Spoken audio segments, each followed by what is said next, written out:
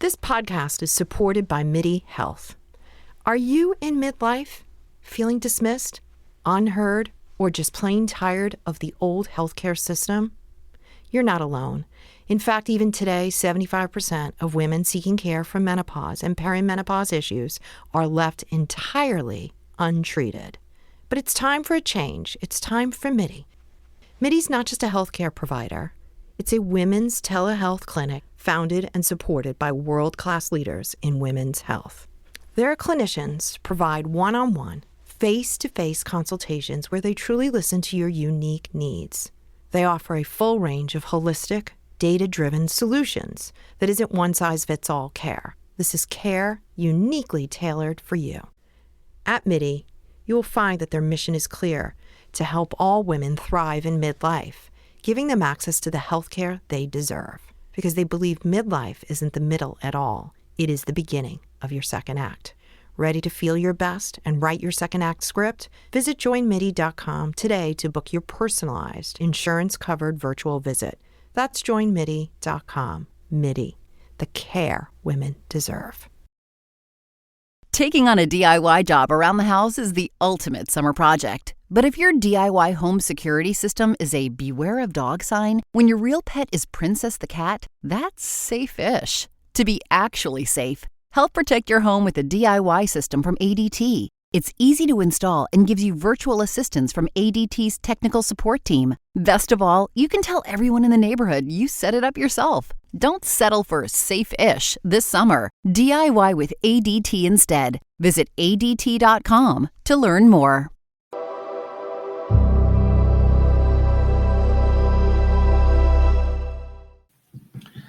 Good morning, guys. How are you? We're back with Ken and Mike on My Uncle's Escaped Alcatraz. And like I always say, lots of stuff still going on. We have a lot of meetings coming up for the documentary. But Ken somehow always surprises us at the least last minute. We get these picture texts from him. They're just like evidence. It's like, boom, no, with nothing on it. He goes, look what I got today. So yesterday afternoon, he texted us all with a picture that came from the DOJ, correct? And I'll throw this picture up when we're on the podcast. And so, and I was just like, I had to zoom in on my phone. I'm like, what? I saw the seal, and I wasn't sure if it was the White House or if it was from the DOJ. And so we looked there, and I'm like, wow, it looks like it's from the DOJ. And it appeared to be a CD-ROM.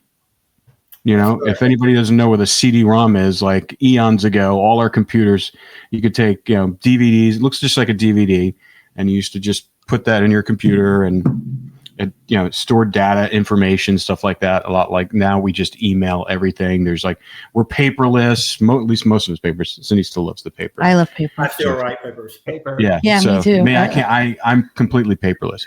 So saw that CD-ROM with the seal on it from the DOJ, and I'm like, what the, WTF? And so I called him up. I go, what is on here? And he goes, well, I don't know. He goes, I don't have a CD-ROM. I gotta find something to play this in. And you're a tech guy. You come from the tech world. I thought for anything you'd have somewhere buried in the back a CD-ROM. I mean, I have one. I used to have them. Yeah.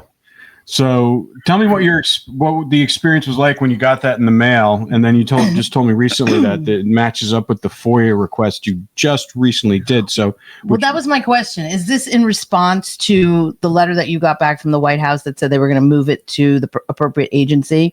No. So okay. I've been sending out probably hundreds of requests since the beginning of my really digging into this story. I've written letters to the past administration, wrote it to the president, President Biden, the attorney general, the FBI director at that time, the assistant director. I've reached out to multiple Congress people. I've actually had one congressman when I lived in Georgia actually help me.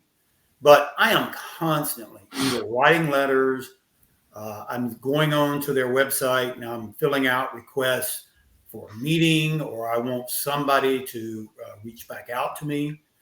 I have actually, in the past, and I want to read something in a little bit. I have a letter that I had unredacted back in 2020 from the FBI through a FOIA request. Something I found in the FBI files on Alcatraz I thought was very interesting. And so, just even today, I mean, I'm constantly always trying to reach out to someone. Even with when the current administration came in, I told you before, I sent President Trump a signed copy of the book. Never heard anything back, but I don't care. I'm still going forward. I've written him again. I've sent a request 3 times to Pam Bondi. I've actually gone on the website and requested a meeting with her. They probably think I'm a nut. I've also reached out to Kash Patel, the assistant FBI director, my governor, Governor DeSantis, the current attorney general in Florida, the previous attorney general who is now a senator for the great state of Florida. And so I'm like constantly doing this. So a couple of days ago, I had gotten back a letter from the FBI, Federal Bureau of Investigation, Record Management, on the FOIA request that I had put in several weeks back. And it was related to Mickey Cohen. I also have the FBI files on Mickey Cohen, but just like the Alcatraz files, a lot of it's redacted. And so I came across this one page that I was very interested in. And it was because it was related to some type of a connection with him with Mexico and Brazil. And that really caught my eye. And so I really wanted to see who this person was that was traveling into Mexico, going into Brazil, and then every time they came back to the States, and this was multiple times, they would go and visit Mickey as though they were delivering information or something about whatever he had, resources or owned property in either Mexico and or Brazil. So I sent one request in, it came back, it said I sent it to the wrong address. I, quickly found the right address, sent it back, and I got a letter just the other day, telling me that they had received it, they were going to review it. They gave me a FOIA number. I even went on actually yesterday morning and checked the status of the FOIA, and it was still in a pending state. And to my shock, when I went to the mailbox later yesterday, there is a package. I've never seen a package come like this. It's in a cardboard type box, and I noticed right on the front, U.S. Department of Justice. And I was like, okay, what could they be sending me that's in here? And then of course I opened it up and it's the, it's the CD-ROM. And so now I'm going, and it even says that the subject matter is Mickey Cohen, and the requester is me, and the FOIA number is the same one that matches the letter that I had gotten 2 days ago from the Department of Justice. So I don't know what's on it. I'm really hopeful that it is a complete unredacted copy of Mickey Cohen's FBI files. If it is, oh my gosh, we will jump for joy, because there's a lot of information about Mickey Cohen that I want to know. The reason I say that is because throughout all of the case of Alcatraz, Mickey Cohen is only mentioned one time. The only link that we have with Mickey Cohen and the escapees, my uncles and the escape, is mentioned by their older brother, Uncle Man. He's the one who brings up Mickey Cohen. John and Clarence never mentioned him in any letter. Fred Breezy, when he goes down to Brazil, he doesn't mention Mickey Cohen. So the name really kind of isn't it's there, but it's only applied through Uncle Man and his saying, okay, Mickey Cohen helped out. So I'm really hoping that this CD-ROM is going to give us more of a relationship between my uncles and Mickey Cohen. That's what I'm looking for. Wow. That's amazing. We're so excited. We can't wait to see. It's just so funny because I can only imagine like Gen Z. What's a CD-ROM? What does that mean? What are you talking about? That's like 100 years old. It's medication. It's just so funny. Surely they would have sent it to me in like, in a thumb drive. I mean, well, that's what I'm saying. I mean, you would think in 2025, you think they would have sent you a thumb drive, not a CD-ROM, and trying to make it difficult for you. Yeah, I mean, the one that I requested in 2020, and I sent them basically the same thing. I mean, they sent me the actual unredacted copy of those 2 pages that I wanted. So it was like, that's what I was really kind of expecting, not a CD-ROM. Well, so either there's more than just 2 pages. That's what I'm thinking. Yeah. And the thing is, like, they probably, they have so much material. They don't have enough bodies to be able to archive all that stuff. So, I mean, it's probably been on a CD-ROM for a long time. So something about, like I said, Mickey Cohen was the key Mm-hmm. that I assumed, or I believe, really helped me kind of crack open all of some of the stuff that didn't make sense in John and Clarence's life, like going to California and having all these cars and all this money. And, it never really kind of made sense until I got the name Mickey Cohen. And then you started digging in and we find out, how he went to Alcatraz, got out. The only thing that I remember Uncle Man saying, and this is on the interview or the meeting that Fred Breezy does with the family in 92. One of the members of the family, one of the brothers or sisters, asked about how they would have gotten information out of the prison. I mean, how would they have coordinated this? And Uncle Man makes a statement that was really eye-opening to me. He said, well, the only way that you could do it is you would have to find someone who was going to leave the island early, a prisoner, and they could carry that information out. And I was like, this is before anybody knew that Mickey Cohen, had bonded out of Alcatraz. So it wasn't like public knowledge at that time. So there was a letter that an individual wrote Director Hoover, and he wrote it, believe it or not, June the 21st, 1962. And most of it was redacted. Well, I said, I want to see what this is because I want to read this to you. And you tell me, does this not sound very familiar to what Uncle Man said in that 92 interview with Fred Breezy and what actually happened with Mickey Cohen? So he goes, Dear Mr. Hoover, I fully realize the Bureau has gotten all sorts of ideas and tips following the recent break at Alcatraz. So I am somewhat reluctant to add more fuel to the stack. However, I want to throw in an angle for whatever it might be worth. The memorandum I prepared for the Bureau, and again, now I found out this guy was a former FBI agent. So this is the reason why he talks about this memorandum. He said, the memorandum I prepared for the Bureau on May the 30th, 1933 at Detroit tells the communication method used by inmates. This information was based on my experience at the Atlanta and Leavenworth Penitentiary, where I learned the hard way. It appears that the escape route at Alcatraz has been well cased, and it must be assumed that the 3 prisoners had rehearsed crawling through the vents to the roof, in view of which they had closely determined how much time was required to reach the selected location where they could be picked up by a rowboat or a similar float at a given time.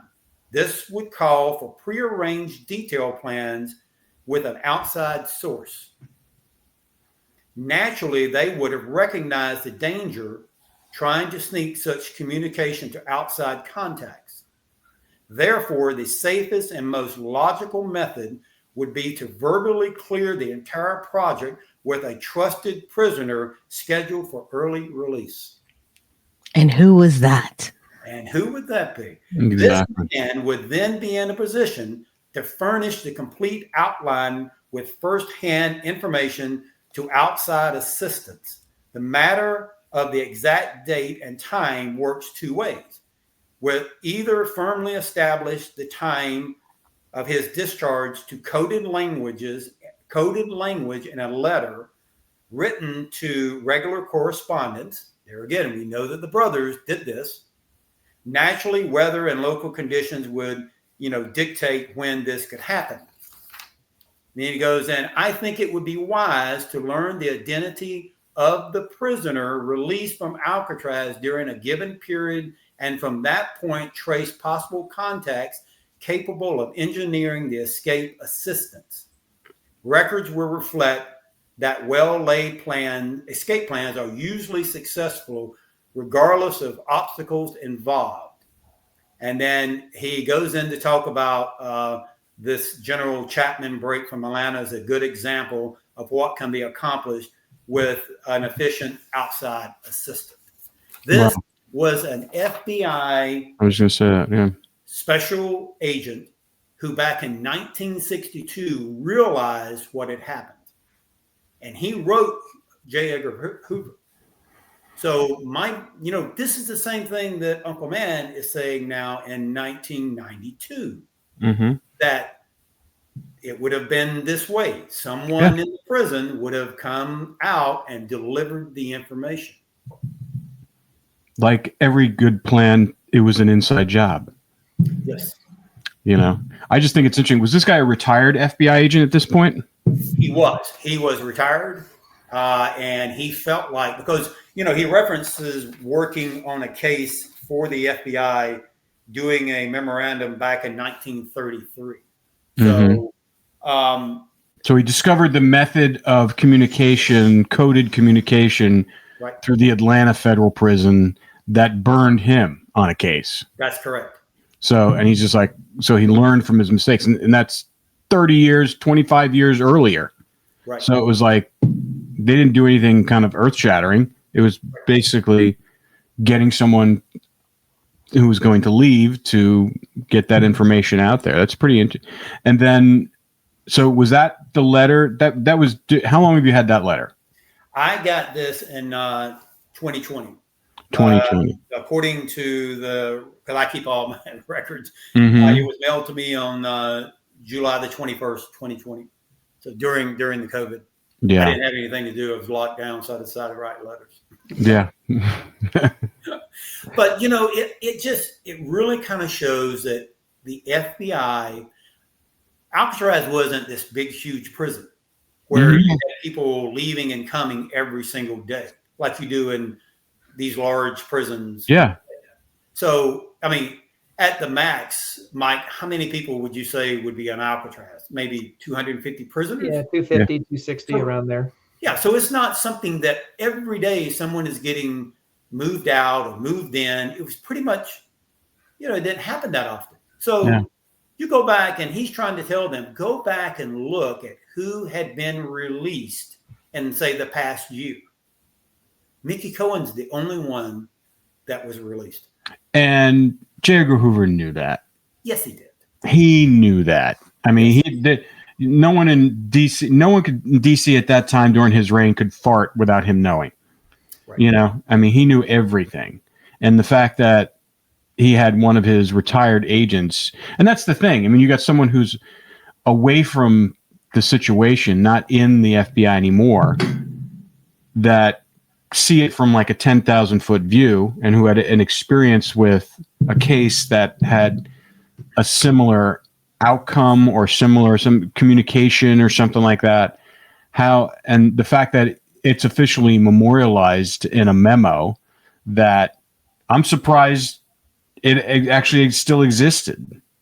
You would think that stuff like this would have gotten whitewashed, and that's the thing that amazes me is like a lot of this, even currently, all these files that they're finding in bags over at the DOJ and FBI.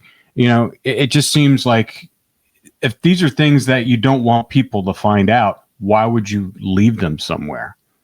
Why would you leave them there for it? Just to me, it doesn't make any sense. It's like and the fact that you were able to get it how many years later is pretty incredible, which means that it excites me about this CD-ROM that we can't get into right now. Right. To find out what's on there. And like you said, they sent you the letter that you requested, the unredacted one, and we'll read that in a second.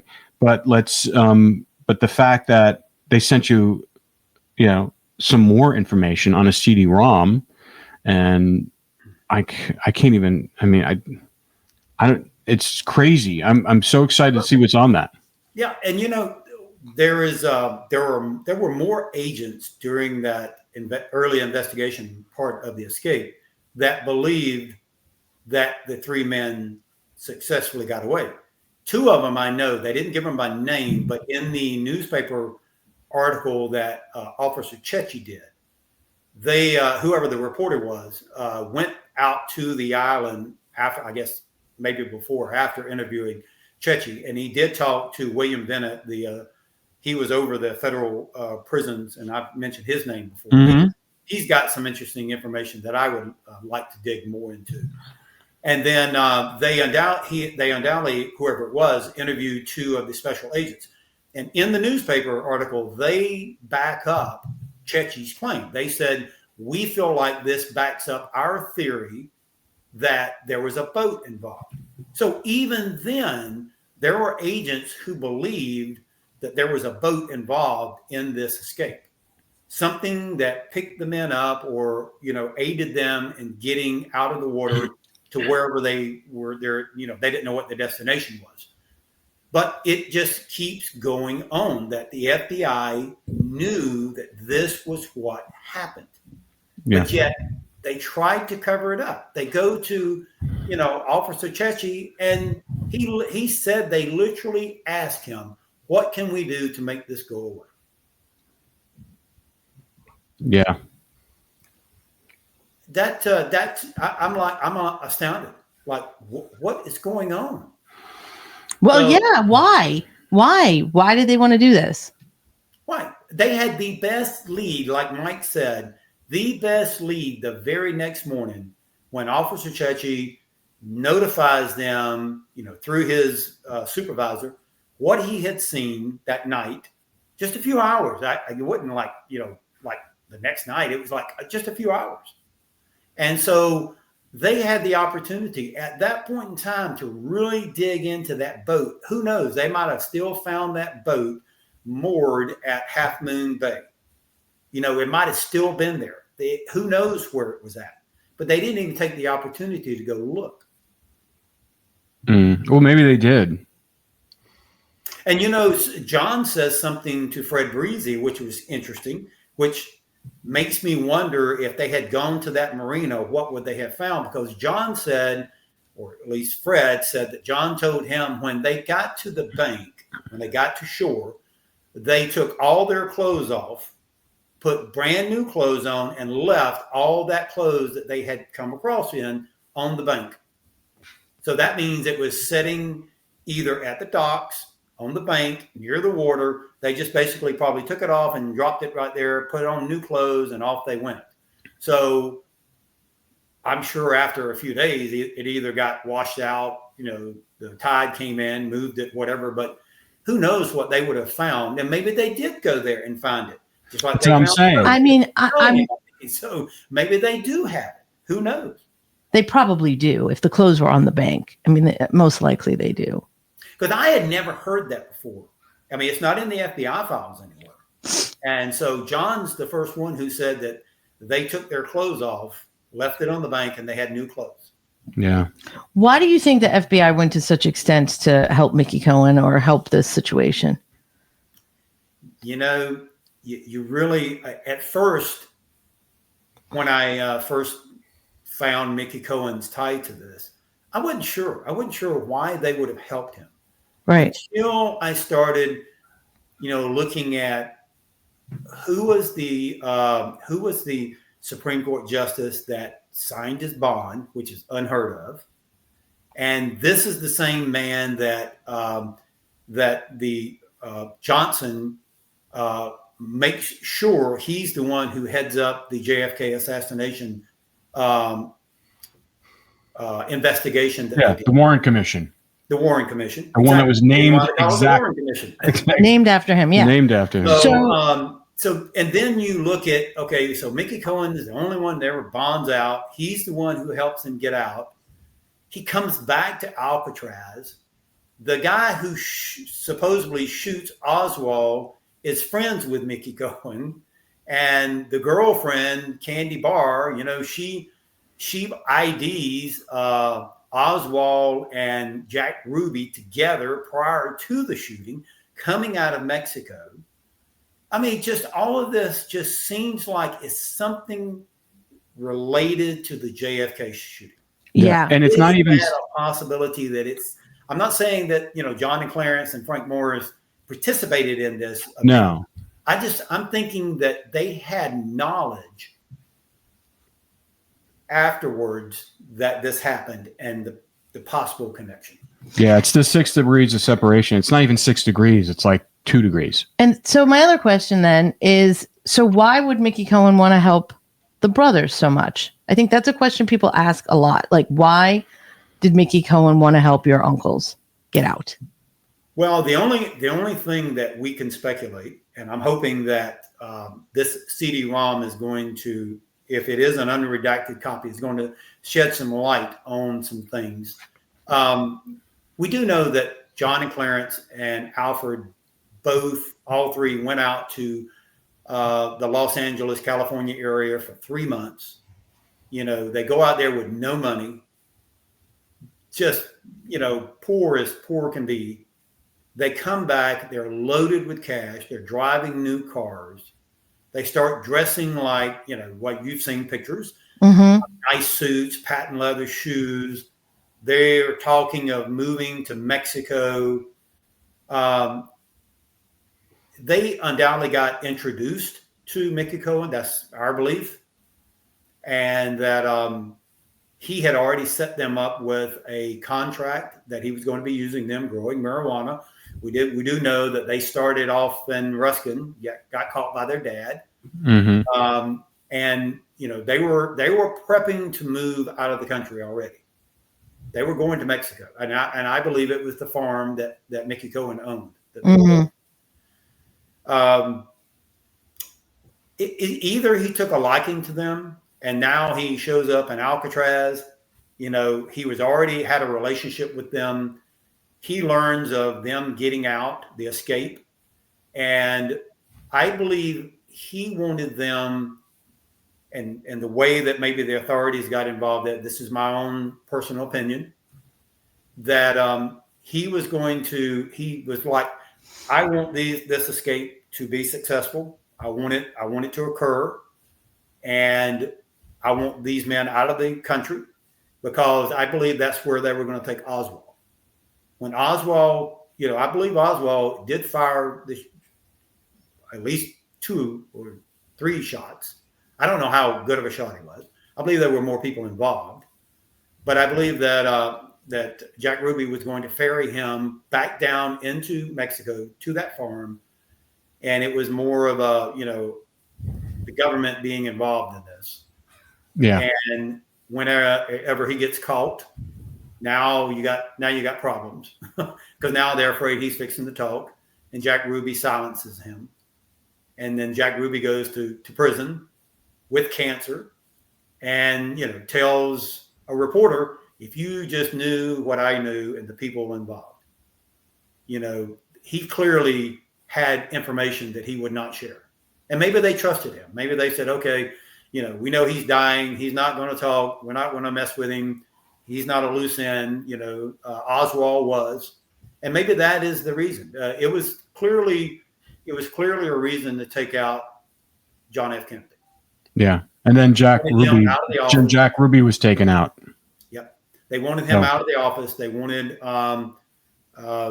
Johnson in, and I believe it was probably all related to the Vietnam War. They wanted that war to continue, and JFK was going to end that war along with other things. He was bucking the yeah. Oh, also the crackdown on organized crime. Yes. That, and he wanted to get rid of the CIA. I mean, he went in there. You know, I heard an interview with RFK Jr. Not too long ago where he remembers being a kid and someone from the CIA, I think it was, I don't know if it was Dulles, it was a high-ranking member of the CIA who showed up to his house, RFK, senior's house, and they were walking around, and his RFK Jr. was like playing in the woods while they were walking around, and he remembers his father asking him, and he heard, that whether or not he was, did the CIA kill my brother? So it was like, these aren't like far-reaching kind of theories. I mean, this has been bantered around for decades. I mean, we're coming up, it's over 60 years of all this stuff. So, and the fact that it just keeps going back to that time period that, the early 60s, where there was so much going on. You had. Feels like today. It feels a lot like today. A lot going on. Of political assassinations back then. Look at what's just happening here now. It's a lot. It's very similar time period. Because you had, Kennedy was a disruptor. He wanted to. He didn't like how things were going. There were, was that one Oliver Stone documentary where there's a recording or a letter or something like that. I can't remember which one, where he's talking to Bobby and he's just saying, I don't think I'm going to be alive. He's like, he knew, because he was pushing the system so hard and creating so many internal enemies on this gigantic conveyor belt that has been created, and it's all this kickbacks and people are doing stuff like that, and you got big business. I mean, it's just, this stuff dates back. This is not something that's new that's happening today. This has been happening since the Rockefeller, since the industrial age, with the Rockefellers gotten involved, and they changed pretty much a lot of the way the country is run. So it's like, we're just, people who don't understand, they think, oh, this is all new, all this strife and this stuff like that. To me, I always say, it's like, human nature doesn't change. You go back to Rome, they were doing this stuff in Rome, and it's why, Caesar got killed. I mean, you see, there's all, people do stuff. It's like, that's the human brain hasn't changed in centuries. And it's like, you have all this discord and you have all this, backstabbing, and you have all this, everyone says it's all conspiracy theory, but there's stuff happening that you can actually clearly see with your own eyes and hear with your own ears. Those aren't conspiracy theories. And now we're finding out. And you've got so many people that were related or had interaction with JFK that wound up dead. Yeah. JFK winds up dead. His brother winds up dead. Marilyn Monroe, who had an affair with John F. Kennedy, winds up, in a suspicious death. Then you have the lady, the reporter who interviews or tries to interview Jack Ruby, and he was going to tell her some stuff, and she had uncovered something. Her files. She was getting ready to go to the authorities with this, or to the newspaper with what she had found. And all of a sudden now she's found the exact same way as Marilyn Monroe, naked, laying in bed with all these pills supposedly in her stomach that killed her. Although she had no record of drug use whatsoever, and she's dead now. And her file that she was going to publish is now missing. Yeah. No one knows what happened to it. So it's like they were trying to silence all these people around anything that they might have learned about this. So now you ask me, if the FBI knew where John and Clarence and Frank Morris were, it was to their convenience to leave them exactly. Absolutely. Rather than bringing them back and chance that they could be on a stand and say, oh yeah, when Jack Ruby came, back in the early 19 or mid 63, he had this guy with him, and that's Oswald. I mean, if they could have ID'd that would have changed the story a lot. Yeah. And plus, they had your uncles working for him. There's a loyalty there too, you know. Right. They were indebted to him. He helped them get out of prison. So it was better to leave them down there. And the reason why I wrote the request for this Mickey Cohen, I got a hold of the complete FBI files on Mickey Cohen, and they did a pretty good job on him too, of following and documenting prior to him being arrested. This was, started back in the early 50s. Actually, it might have been in the 40s, some in the 40s, and then all the way up until the time he's convicted of tax evasion. But what really caught my eye, there was a letter, or there was a page where they had documented that there was an individual, and he's redacted his name, that's just what I'm after, was traveling down to Mexico. We know that Mickey Cohen had a farm in Mexico. And then also traveling down to Brazil. And then as he would come back to the States, he would go back over to Mickey's house and meet with him. So I used to always wonder, John and Clarence and Frank Morris just show up in Brazil. And like, you're going into a country, you have no clue the language, you don't know where you're going. What are you doing? Just walking and then decide, okay, let's just stop here. Exactly. Is it possible that Mickey Cohen also owned a farm in Brazil? And if so, is this the farm that they took over? That makes more sense to me than them just randomly going down there and buying something. That never really made sense to me. It makes sense to me. Stick him in Brazil, have them do this operation for him. He was getting shut down in the United States for doing drug, trafficking. And they were flying drugs into the country endlessly through the 60s. I mean, there's been tons of movies about it, tons of books written. Still happening. It's still happening. But back then it was like a thing people knew. And Fred Breezy was doing that. So makes sense that they would have put them on a farm that Mickey Cohen owned, which would also protect them. Well, if that is the case, if we can prove that he owned the farm in Brazil, then we could probably, through some investigation, through the help of some former U.S. Marshals, we could find the owner of that land. Because it would have to be in, maybe it wasn't in John and Clarence's name or their assumed name. Maybe the name that it was always in was up under a name that Mickey Cohen used to use.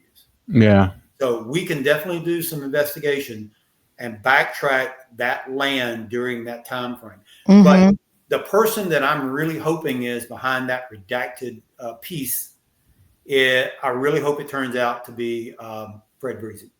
I believe Fred was working with him at that time. Fred flew an airplane. Fred was the one who flew John and Clarence and Frank Morris out of the United States and into Mexico. Right. So he was familiar with wherever he was going. Again, I said this before, right? You're flying a plane into Mexico.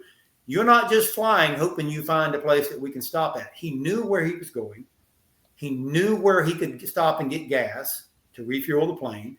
This was not the first time he had been down in there. I mean, you can't make me believe that's his first flight down in there. No way. He knew where he was going. He knew how to get there. And undoubtedly, he knew about the trip into Brazil, too. And if he's the one who's coming back and meeting with Mickey Cohen, that is going to tie definitely another string to the Anglin brothers and Mickey Cohen. I can't remember. And correct me, did you do a request for Fred Breezy as well? FBI files? Well, there isn't any. I have never been able to find an FBI file on Fred Breezy. I did write the state of the parole board in Florida, and they sent me Fred Breezy's complete parole hearing and all of his paperwork when he was doing his 10-year stint after getting caught in 1976 drug running. So I do have that. Again, it's not. That's where I linked though him and meeting with Uncle Man and 2006 during. I'm sorry, not 2006. 1986 when he gets out, he goes out to Yellowstone National Park in September, where just happened to be Uncle Man and his daughter and son-in-law were at there at the exact same time. It's pretty crazy, the cloak and dagger stuff, but I think what it comes down to is what drives every conspiracy and all this other, you got to follow the money, because when you follow the money for anything, that's usually what the end result is. Yeah, unfortunately. And then who is compromised, who can be blackmailed. I mean, that's the whole thing, as we're seeing right now. I mean, it's happened in government forever. It's like people's behavior, these politicians, these presidents, and stuff like that. When you see them do something it doesn't make sense, it just seems like, well, why did they do that? Is it because someone's got information on them, or why aren't they doing something that they should be doing? I mean, it's happening right now, really, in a large way, that things that are, and it's like, we think it's never happening. It's always happening. We just don't see it. And it's just that. Well, also, I mean, you have to understand, like, Mickey Cohen was a very powerful man. He was a very powerful crime boss at the time. And that type of crime was very ingratiated in our society at that time. It's not like that now. A lot of people won't understand that, but the mafia and underground crime was big, and Mickey Cohen was in charge of that. I think it's kind of changed. To the cartels. I mean, I think there's still a lot of that going on. It's taken a different form now. It's not what it used to be. The big crime bosses of the '60s with this glamorous lifestyle of like the mafia and whatnot. And I think when you look at it like that, and you see that JFK was really putting the crackdown on him and really trying to stop all of his operations and shut him down, that's not going to go over well with them, and it didn't. And so none of this really is shocking when you look at it, the bigger picture, and you put all the pieces together. Yeah. It kind of really makes sense. I agree. If you really want to know the true story, just follow the money. Yeah. You will find, that it's always related to something to do with money. Yeah, they say the same with Vietnam. They said Vietnam, was a war started because of the heroin trade, and also that, as well as the fact that, I was reading somewhere that LBJ had a stake in the company that made the Huey helicopters. And he knew if he was going to go into a war there, he was going to stand, because the whole thing is going to be fought from helicopters. I mean, there's a litany of things where people are going to make, and obviously war is a money-making machine, as we've discovered it. And we just came out of a 20-year plus war that nothing happened, and we ended up, leaving billions of dollars of equipment there and just pulled out. I mean, it's so similar to the way the fall of Saigon, that image of that helicopter being toppled as people are leaving the embassy, and then you go cut to, so many years later, and it's that same image of that C-130 plane where people are clinging to it. I mean, there's so many friggin' parallels that are coming on around those times. It's just like, and why has it happened? Because they just wanted to get out of there real quick. And who's covering up what?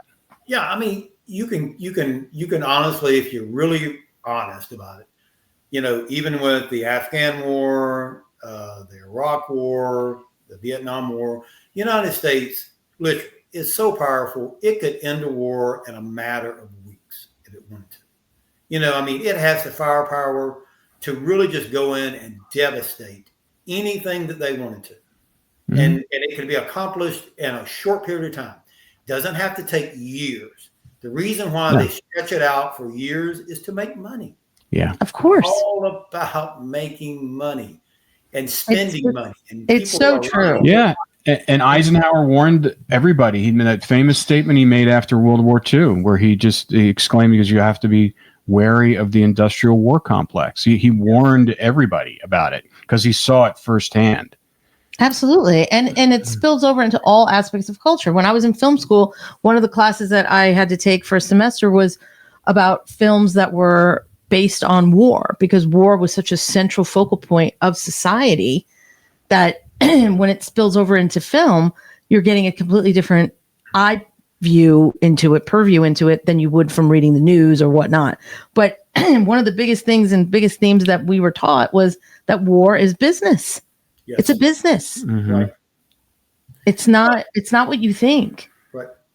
And does this kind of like line up and make sense now why the FBI would keep the case for 18 years before they ever turned it over to the U.S. Marshals to go get those guys? Here, Listen, I want you to go to arrest them. I know it's been 18 years and you probably won't find them, but now we want you to go get them.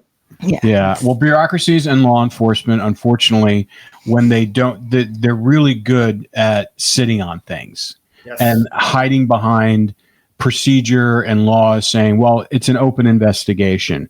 We deal with it all the time on a lot of the other crimes and murders and mysteries that we've covered before. It's like whenever there's a stalemate and we're dealing right now with another case where the law enforcement's, they're not talking to anybody, and not even the family. And you got to wonder why. And it's because they screwed up in the investigation, and they don't want to talk about it, and they don't want to show the process. Or they know what happened and they don't want to say. Exactly. And there's a lot of money involved too, because the people that are involved have a lot of money, and there's a lot of trafficking that goes through this area that we're talking about. So same thing. You follow the money and you'll figure out what happened. What you heard Art when we had him on the last time. Mm-hmm. He admitted that the letters that I've been trying desperately to get back, the letters, the photos, all that still exists. And the reason why they're keeping it is because it's evidence in an open case. Yeah. And we're like, years later. This case is 60-something years old. No one's alive anymore, and you're afraid that I'm going to read something in a letter. Yeah. Well, he is afraid that you're going to read something in a letter. So, Mike, what do you think? Mike, you've been taking all this. Mike, you've been taking this all in. I mean, I don't. I mean, conspiracy theories aside, I mean, there's a lot of factual information that you guys have uncovered, and it keeps on being uncovered. I mean, I can't wait till we get into that CD-ROM drive. But what do you think? Well, it reminds me of what we talked about last week, that the information we have keeps intersecting. It's not being pulled in different directions of, we had a report that, you're not going to see in this report probably that, they were spotted in Scotland, and we have to go to Scotland now to figure out where they were. It's always back to Mexico. It's always back to Central or South America. It's the same people that are involved that intersect with each other. So even though a lot was done to either, like Ken said, either FBI agents saying we got to bury this thing, or information that is not in the FBI report, like finding the raft or Chechi's eyewitness account, or there's no record of Alfred being interviewed by the FBI, even though we talked about how the person that he tried to escape with said that the FBI visited him many times, interviewed him, which you would expect. You would expect them to be all over Alfred because he would have firsthand information because he was communicating through letters. And yet, despite this effort to either obscure or delete critical information, there's still a trail that we can follow. And that's the amazing thing to me, that we have key people at the right place at the right time that give us that information that leads us to the next step, that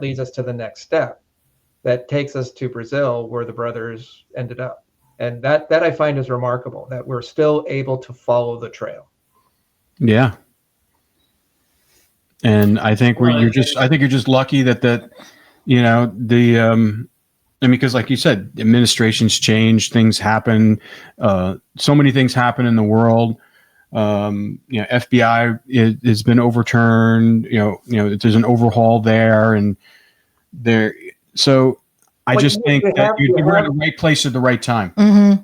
You have, if one person didn't say something, if Chechi didn't do that interview with the newspaper, if Breezy didn't visit the family and record what he said, there was another one. Anyway, if one person didn't say something, then it would have been much, much harder to piece this together. And yet, like I said, you had the right person at the right place saying or doing something that helps us to latch onto this, and then it gives us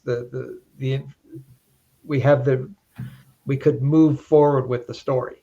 Mm-hmm. That's the part that's amazing to me.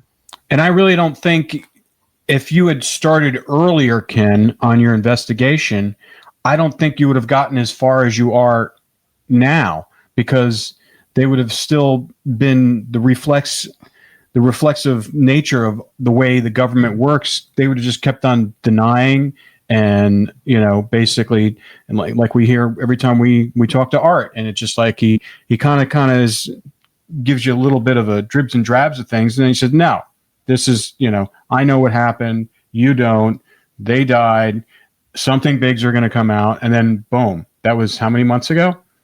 So it's like, I don't think if you had started earlier, because what if you started looking into this thing before Art even got onto it? You've been thwarted right there. Yeah. You had dead end after dead end. Right. I mean, I was always curious back in the early 2000s. I did an interview with a local newspaper. They got word, word that I was related to the men. I think it was during one of the anniversaries. But yeah, you're right. I mean, my wheels really didn't start turning. I started thinking about it in 2012 after the 50th, and really started, okay, there's got to be more to the story than what, the Clint Eastwood movie was. And it wasn't until 2016 where I get the Mickey Cohen connection. And I swear, it was like a light bulb went off in my head. I'm sure. And I just started going, okay, as I started digging into him, and then thinking back about like when John and Clarence and Frank, when Alfred went to California. And then, you go and you start reading through the FBI files, and they talk about the car that Clarence was driving when they were arrested in Ohio. It has a California license plate on it. It's registered in the state of California. I mean, how did he afford that? I mean, during that time frame, he didn't have any money. Most of them were working as migrant workers and picking fruit or in packing plants. I mean, you're talking like, and anything they could rob from local businesses. Yep. They didn't have a lot of money. And then all of a sudden they decide to go to California for 3 months. How did they survive for 3 months out there? Were they robbing stuff? If they had been robbing stuff for 3 months, they would have eventually gotten caught. Mm-hmm. Yeah. So somehow someone was supporting them for 3 months while they were in California. Yeah, and protecting them. And then when they're, when they get caught or they're on their way to California, where they stopped off in Ohio when they got caught, maybe they should have just went on to California. They had an address. We found the house that they were going to. So how did they even know about this address? Why were they going to this house? And my mom and them said that, they had undoubtedly told the family, we're heading to California. Mm-hmm. The rest of the family knew it. And they knew they were going into Mexico. They were fixing to move to Mexico. Yeah. Well, why? Why would they go to Mexico? Right. Again, it goes all the way back when you discover Mickey Cohen and what he did for Candy Bar by hiding her out at this exact same farm. So, well, sure, they were going to work for him. They were going to make him money. All his marijuana operations have been shut down in the United States. Right. There was a major crackdown on these crime bosses. Follow the money, wherever the money leads. So, of course, he has loyalty from them. They're indebted to him. They got him out. He got them out. They're going to work for him. They're going to give him the money. Right. They're not going to steal from him. It definitely, there was some coordination, had to be, between Mickey Cohen and the federal government at that time, because just like Whitey Bulger said, that the group, which was him and the escapees, went to Mickey Cohen and said, listen, when you get out, flee to Brazil, go to Brazil, marry a woman, have children. They can't bring you back. But that's not what he did. He had the opportunity not to have to go back to prison. So why did he jeopardize all of that to come back to Alcatraz? Right. And in those documents, it is documented that once he lost his appeal, they were going to allow him to stay in the jail where he was being retried at in that local area. And he demanded to go back to Alcatraz. Interesting. So again, why were you trying to get back to Alcatraz? He had information he was bringing back in.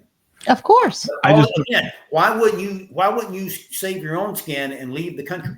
Because he had a bigger plan and he knew that he was protected. Right. He had a bigger plan and he knew he was protected. Yep. Look, The Godfather didn't come out of the air. Okay. That movie is based on a lot of things that happened in the 60s and the early 70s with the mob bosses and the underground crime. What is it called? Organized crime. Organized crime. Thank you. I haven't had coffee yet. Organized crime at the time was it was like reading the tabloids. You know, I mean, you would hear about these mobsters and they were like celebrities. It's crazy. Like I talked to my grandfather's brother worked at the FBI in the 60s and he would tell us these stories about these mobsters and how they literally were like bad celebrities where people were fascinated by their lifestyles. And then they started Las Vegas and it became the glamour and the glitz of the mobster life into the 70s. It's not. Yeah, they figured out how to way to license printing money by creating Las Vegas, you know? I mean, it's crazy. So it was a massive culture, a subculture in the United States at that time. So for Mickey Cohen to get organized crime to be cracked down as much as it was when Kennedy, before he was assassinated, and he wasn't able to, have any of his operations working, it totally makes sense that he would want to start in other countries, which is what they ended up doing.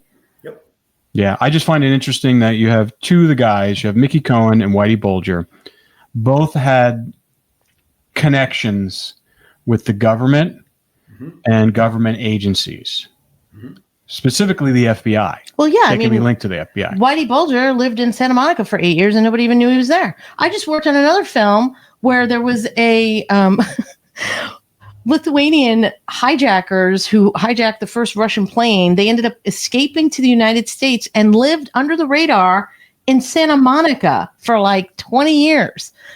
It's insane. Like people do it. They do it all the time. And then if they have connections to the government or the FBI, it makes it easier. Whitey Bulger was walking around going to the 3rd Street Promenade. Yep. And they knew where he was. So, well, anyway, when are you going to get that CD-ROM popped open? I will have it for our next podcast. Okay, cool. Hopefully, maybe if there are some very interesting stuff on there, we can read some. Awesome. Exciting, Ken. Yes, very exciting. Persistence. I tell everyone who's like has any kind of case that they're involved in that they're not getting any movement on or they're frustrated with the way that their case is being handled, write letters. I write letters. Write letters. Make noise. Keep poking the bear. Because I had a friend who was in prison wrongfully convicted. He wrote 30,000 letters, and he finally got the answers to get him out. They finally found the murder weapon. I've written that many, but I've written hundreds. Yeah. I mean, I totally advocate for that. I think it's when important. You're locked in a cell, you have a lot more time. That's true. But yeah, I mean, good job, Ken. Thank you. All right. All right, guys. We'll see you next week. Yep. All right. Bye.